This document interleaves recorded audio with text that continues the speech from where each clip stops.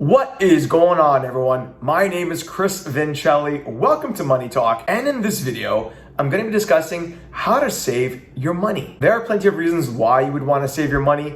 You might want to save your money for the purchase of a home, a boat, a car, or to take a vacation somewhere. But I'll be honest, not a lot of people are good at saving their money. So in this video, I'm going to discuss the top 5 things you can do to easily save your money. These are 5 tactics that I've used myself, and it led to me saving enough for the down payment of a home. So like I said, there are plenty of reasons why you would want to save your money. It's really important to learn how to do so. So I'm not going to waste any time. I'm going to dive into that right now. Okay, so the first tactic that you should use is to create a shopping list for every time you go out shopping, whether it be shopping at the mall or shopping at the grocery store. Create a shopping list and stick to that list when you go shopping. The reason being is that by creating and sticking to a shopping list, it prevents you from making impulse buys. Buys that, quite frankly, you might not need to make. Shopping, particularly for groceries, is something that we do very often. I know for myself, I go grocery shopping multiple times a week, and if you can find ways to save money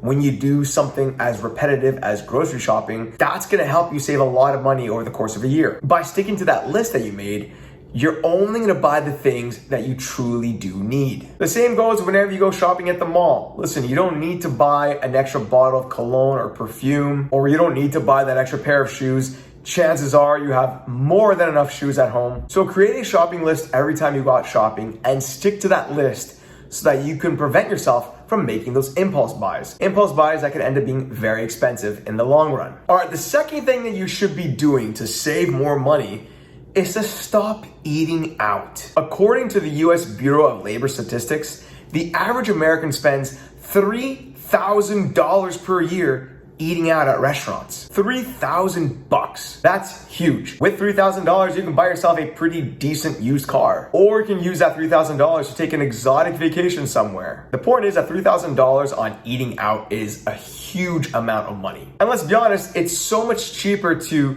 do your own grocery shopping and cook food for yourself at home. Just stick to that grocery shopping list that I told you about a few moments ago, and you'll find that you'll save a lot of money by cooking at home versus eating out. I know for me, sometimes I'll spend like $50, $60, or even $70 on a meal going out here in Miami. And that is typically the case in many cities across the United States and around the world. Eating out at restaurants is very expensive, and you should be cutting back on that, particularly if you're looking to save money. All right, the third thing that you need to do is to start brewing your own coffee and stop buying your coffee at cafes. I know people like going to Starbucks, but they charge you $3 or more for a cup of coffee. That is absolutely ridiculous. Meanwhile, one of these things costs about $6 at my local grocery store, and it gets me over 200 cups of coffee. And that coffee maker on my right was about $20 as well. So it's so cheap to brew your own coffee. Start brewing your own coffee and stop going out to places like Starbucks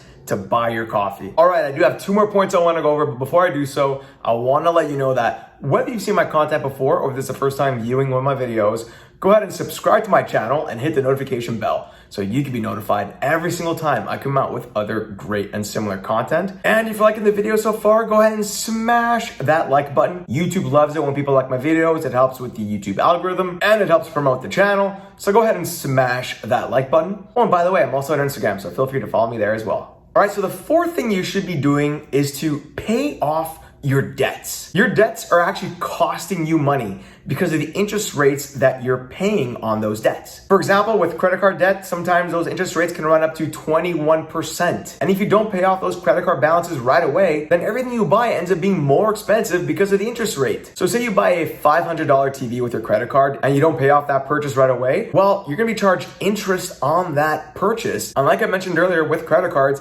interest rates can be super expensive, but it doesn't end there. The interest you're seeing on your car loan ends up making your car more expensive. And the same goes for your student loans. Your education is gonna end up being more expensive because of all the interest you've accumulated on those loans by not paying it off right away. So yes, one fundamental way of saving more money is to actually cut back in your expenses, and your debts are indeed costing you money. And yes, your debts are making your life more expensive. All right, the fifth and final thing you should be doing to save more money is to automate your savings. Save without having to think about saving. And this could mean transferring a certain amount of money automatically from your checking account to your savings account every time you receive your pay. So let's say you get paid once every 2 weeks on a Friday, and that pay typically gets deposited into your checking account. Well, maybe you can have a plan where about half of that pay ends up being transferred from your checking to your savings account. You're saving your money without having to think about saving. The bank essentially does it for you. And once those funds are in your savings account,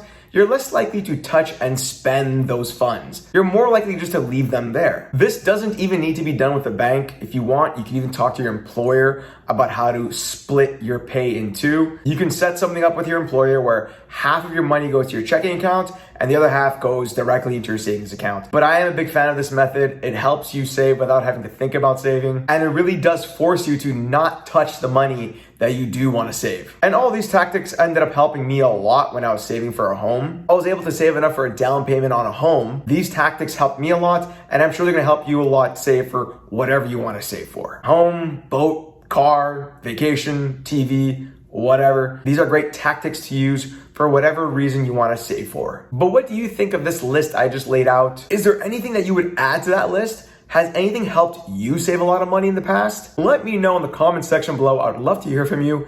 And for those of you who are trying to save your money, what are you saving for? Are you looking to buy a home? Are you looking to buy a car? Let me know in the comment section below. I would love to hear your thoughts. And like I mentioned earlier, whether you've seen my content before or this is the first time viewing one of my videos, go ahead and subscribe to my channel and hit the notification bell so you can be notified every single time I come out with other great and similar content. And if you haven't done so already, what are you waiting for? Go ahead and smash that like button. YouTube loves it when people like my videos. It helps support my channel. Oh, and by the way, I'm also on Instagram, so feel free to follow me there as well. Thanks everyone. Talk soon.